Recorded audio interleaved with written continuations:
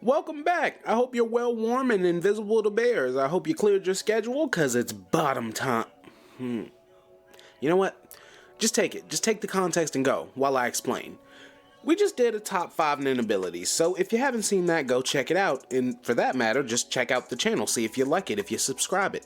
No obligation, just an offer, but in this video, we will be tackling our bottom 5 nin abilities in all of Hunter x Hunter, and I want to make it clear that a lot of these are on this list for something I personally dislike about them, not that I think they are bad abilities all around, because Togashi doesn't really miss in that department, so starting with number 5.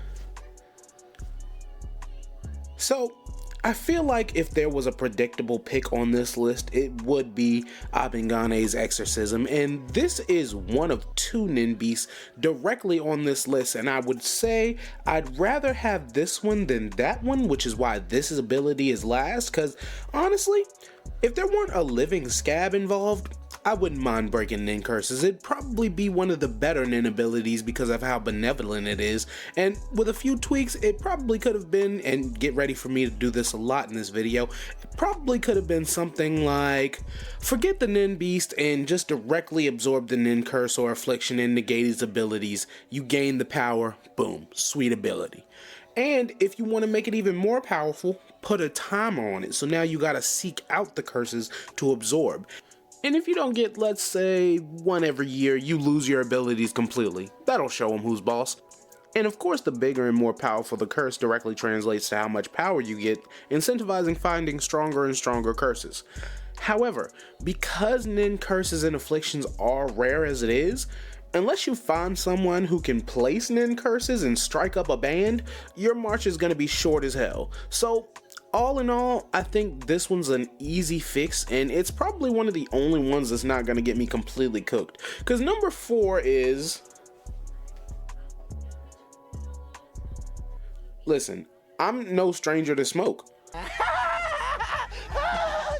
But Moral's Deep Purple never really did it for me. Like, Manipulation is probably my least favorite nin type, just because it's kind of the least imaginative. Even with Enhancement, I give it more points just because you can enhance almost anything in any way. For example, you can enhance your cell division rate, increasing healing. You can do stupid stuff like enhance your sense of taste to the point where you now know if someone's around you just because of the taste of the air. But with Manipulation, it's just manipulation. But specifically on Deep Purple, it's a little lackluster. Like, if Moral had added a bit of transmutation in there and gave different smoke constructs different effects and niches, like, remember the bunny's Moral blows? Well, what if they were smoke infused with lightning and were super fast or could shock? Maybe fire, they burn or explode. Yeah, it would be a little overpowered, but if you ask me, being someone Netero would call on for backup, that kind of power is necessary. And yeah, I'm kind of saying I feel like Moral and Nav should have been stronger, but I also feel like Netero should have killed Miriam, so what do I know? But my point is, Deep Purple never really interested me simply because it is what it is from first glance, and there's not really much there to spark curiosity in my opinion. But you tell me, what do you think of Deep Purple? And tell me while I'm still in your good graces, because number 3 is... Alright. I get that this is crazy. Why would I down on the Precious Goat Mellow and her only once nin ability? Well, to be real, I'm not. What I'm actually placing this ability here for is its total lack of regard for my happiness or well-being, as it is one of my biggest gripes with the universe that, spoiler alert, after this reveal, Kumoi dies in one of the most bittersweet gets me every single time endings, and thus we never get even a hint as to what this ability actually was. Was it an enhancement or specialization in type? Was it a strategy thing, or was it future sight? Was it specifically for the game, or could Kumoi have awakened an ability that allowed her to do quite literally anything she put her mind to, and ironically she put her mind to dying and making my eyeballs auto wash? And if you'll allow me to add my 2 cents, I believe it was a specialization ability in which Kumoi could see every outcome to every decision she would make, keyword there, and she can just pick the one with the best outcome. But again, I'm just an idiot with a microphone. what do you think Kumoi's nin ability was? But don't let your guard down, because the disappointment doesn't stop there. Number 2 is, I think the biggest problem I have with this and most every explosion ability is that it always directly affects a character's, for lack of better words, fighting style. And I say for lack of better words, because could you really call what Genthru does a fighting style? It's very touch and go, and anytime a character has this type of ability, it kind of overshadows everything about them, because every move they make is touch a thing or person and either explode or threaten to explode thing or person.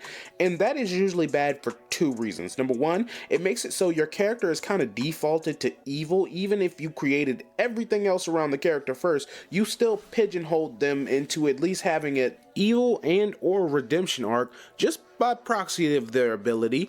And number 2, these types of powers are purely for destruction. It's never shown how explosions can be used to do anything other than destroy. And oftentimes, I would rather have a character be out of control and go through the arc of ups and downs that come with that, a la Terra from Teen Titans, but oftentimes it's more of a Bakugo situation where he can control his powers perfectly fine. He's just a dick, and that type of character having exclusively bombish power is so common it's almost a cliche. But I feel like you get the point, so let's get on. But before we hit number 1, let me just continue to ruin your day, because my honorable mentions might make you more upset than the actual list.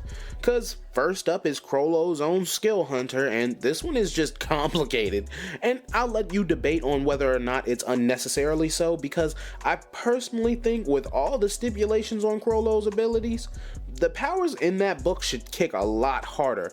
But, and kind of spoiler here, but if you don't know, then I'm telling you now, Chrollo's fight with Hisoka shouldn't have taken as many resources as it did. That's all I'm going to say about that. Let's swiftly move to my next mention, Cheeto, who just spawns a crossbow and can run fast, but not nearly the fastest.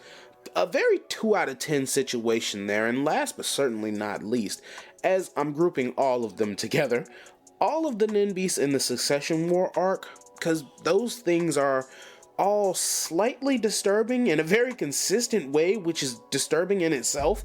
But you may have noticed that I never once in either video mentioned Kurapika's nin ability, which doesn't really have a name, funny enough, and that's because it's meant for me. I like how creative it is, and Emperor Time is a sick ass name and concept, but not only is it complicated, it locks Kurapika's fighting style down to a science with not a lot of room for growth, and overall is just a very whatever thing for me. So with my honorables mentioned, let's get right to number 1, and it's